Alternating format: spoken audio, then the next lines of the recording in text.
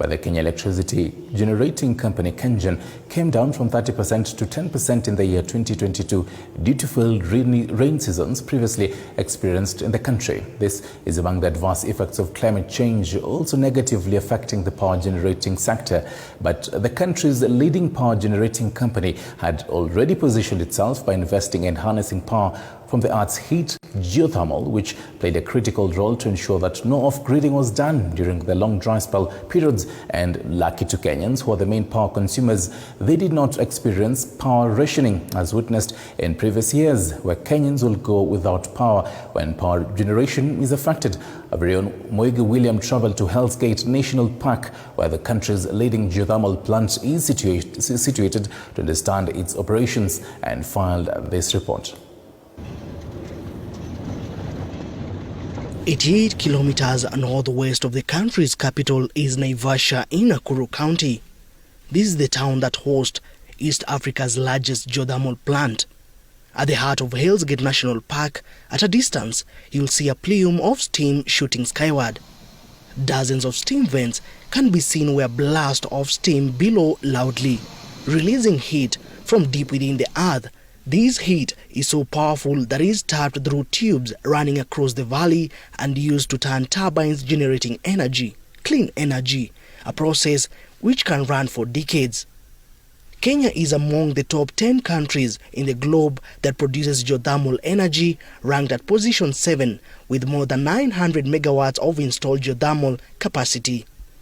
Kenya is the first African country to build a geothermal energy source here at Olkaria Geothermal Project, managed by the Kenya Electricity Generating Company, which is more than 70% state-owned. Several plants to exploit the geothermal resource have been set up, including Olkaria 1, generating 268.3 megawatts, Olkaria 2, generating 105 megawatts, Olkaria 4 generating 140 megawatts, and Olkaria 5 generating 158 megawatts. All these projects are significant to the country's total energy needs, and they contribute greatly to the country's national grid. These exploits came in handy during the long dry season experienced in the country, which significantly affected the hydropower production, and according to the Ministry of Energy, power production from the hydropower projects dropped significantly by 20%. Now that we've had the rains, but you know the drought was heavy because we've only had water rising by a height of about 3 meters. So we are yet to see a whole fall of another 17, 18 meters to date. But yes, we are now dispatching much more on hydro. We have moved from 10%, we are closing in to about 20%. But with the adverse effects of the climate change on hydropower production, unlike before, there were no disruption to power distribution, and the country's power generating company did not need to resort to off-gridding. Instead, geothermal energy served as a supplementary source of power alongside other production plants. We've had a big challenge where our hydros, which are 800 megawatts of hydros, which are supposed to develop up to 30% mixed to the grid, came down up to 10%. And because of geothermal, we were able to support the country and we didn't do any load shedding. According to Anna Mwangi, a geologist employed by KENGEN, geothermal energy is the second most abundant source of energy worldwide. Its production is minimally affected by climate-related factors, making it reliable and sustainable option. Geothermal energy is reliable. By reliability, it means once you have developed the power, it is not going to be affected by climate in the short term. So if you have a drought in the next 2, 3, 4, 5 years, for geothermal you still be continuous production because the recharge comes from very far. For recharge, for example, for Olkaria, comes from the Mau and the Aberdare ranges. And for hydro, if you compare that to the hydro plant, it's depending more on the climatic conditions, on the rain. Every seasonal rain that is falling in the country is going to recharge the reservoir. So if the rain patterns change to the negative, meaning we're not having enough rain, we'll not be having enough water in the reservoir, and that means we'll not be able to have enough power at full capacity, or even no power if you have no water in the reservoir. So that is how geothermal has been able to come in and reliably provide power to the grid. Observing the breathtaking and captivating scenery of Africa's Great Rift Valley, one might wonder how the steam, which transforms into clouds, can be harnessed to produce energy. This presented an ideal opportunity to delve into Mwangi's expertise and explore the process of extracting energy from the Earth's crevices. Normally we drill 3 kilometers into the ground. So the idea is once you drill, the steam, which is under high pressure, will come up to the surface and we'll be able to test it. And we say it is at what temperature and pressure, and we're able to determine its characteristics and how many megawatts it can generate. So now the wells are in the field and your power plant location is at a specific site.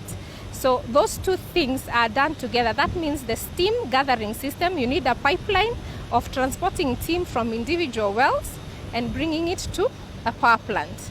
Now the fluid that has come up to the surface is usually in 2 phases. For here, Olkaria, we have water, which is hot water or brine, and steam. So we separate it using separator stations. So the steam is put on the pipeline to the power plant, and the hot water is left in the field and put in another geothermal well, which we call a reinjection well, and it goes to recharge the system again and gets heated up once again and comes to the surface, and the process continues. So the steam ends up at the power plant, whereby it is directed or put in where it will run a turbine at very high speed, about 3,000 revolutions per minute, and that turbine is connected to a generator. Then electricity is produced. As the global discourse on climate change gains momentum, it is worth noting that clean energy contributes to 91% of the power directed to the national grid. Among these sources, geothermal energy has been recognized for its potential to offer reliable and cost-competitive power while emitting minimal carbon. Furthermore, its adoption can help reduce vulnerability to the impacts of climate change. We have been able to save the planet because we have been able to eliminate 4 million tons of carbon dioxide that could have been emitted into the atmosphere. Why more than 4 million tons?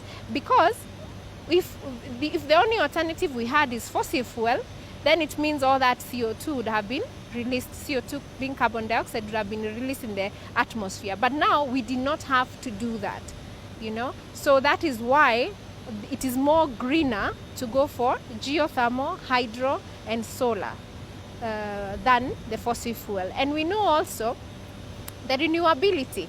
There's no place that actively right now is generating oil. Oil was generated those millions of years ago. So it is mining of oil. But in geothermal, we are not having mining. What we are doing is sustainably utilizing the fluid and taking back to the system and recirculating it back. So we are sustainably using geothermal energy. KenGen has revealed its intentions to make significant investment in geothermal production. During his state tour to Kenya, German Chancellor Olaf Scholz visited Olkaria and acknowledged that Kenya and Germany have formed a climate and development partnership. The aim of this partnership is to support Kenya in achieving 100% renewable energy and assisting the country in adapting to climate change. As part of these efforts, KenGen announced plans to add 40 megawatts of geothermal power to the national grid. Chancellor Scholz also inaugurated an operating project for KenGen's Olkaria 1, additional units 4 and 5, as well as the Olkaria 4 geothermal plants. Climate protection requires joint efforts and leadership, and we are happy to advance both through our partnership with Kenya. And it's very important to say that geothermal power is something that is used in your country, that will be used in many other places in Africa and here in this special region, but it is also something that we can use in Germany, and we will do so because there is a lot of potential for this way of producing energy in a climate-friendly way. We have a huge geothermal potential of up to about 10,000 megawatts in the Rift Valley in Kenya.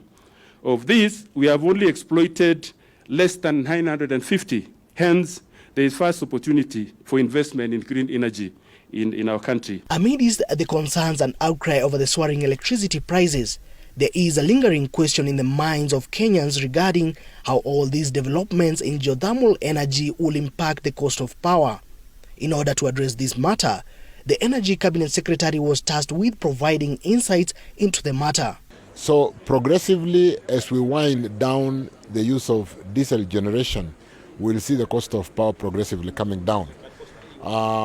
It's our desire, and we are working on it, because there is no way we can make our economy competitive if we don't bring the cost of power down. As we complain powering our homes with expensive power, the real challenge is, can the cost of power run industry? Can the cost of power sustain competitive industry to be able to grow from the current 7% GDP to what my colleague Moses Kuria wants us to go to 15%. KenGen has demonstrated its commitment to geothermal energy by drilling over 320 geothermal wells in the Olkaria field, establishing a strong and sustainable presence in Kenya. Furthermore, KenGen has expanded its operations into other African countries, including Ethiopia and Djibouti. Kenya, in its pursuit of affordable and environmentally friendly power, has been actively increasing investment in clean energy, particularly in geothermal, wind and solar energy. These efforts aim to ensure reliable and affordable power supply while simultaneously reducing pollution caused by fossil fuels. As of December 2022, geothermal energy constitutes a significant portion of Kenya's installed capacity, accounting for nearly one-third at 953.7 megawatts, equivalent to 28.04%. Hydroelectricity power follows at 25%. Wind energy and solar power contributes 12.82% and 7.83% respectively. These figures reflect the growing prominence of renewable energy sources in Kenya's energy mix, with geothermal playing a leading role. The climate change discussion picking pace across the globe, KenGen, the government and its stakeholders deliberately investing in green energy. Mwige William, TV 47, Olkaria, Naivasha.